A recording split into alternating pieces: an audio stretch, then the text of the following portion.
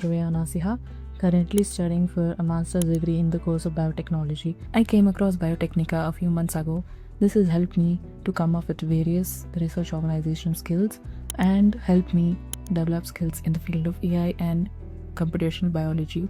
My interest is bioinformatics and computational biology and data analytics in the field of AI/ML, which is very important in the healthcare field. Biotecnika is a very good organization which has helped me gain valuable skills in the field of AI/ML in computational biology. This is a very good organization which has helped me leverage my research skills, and bioinformatics in AI/ML in computational biology is very required in nowadays past COVID era. We have experienced a vast increase in technology. It is very much required to develop vaccines or drugs in the field of AI/ML in computational biology and bioinformatics. This has also helped me boost my confidence to apply in a company. Thank you.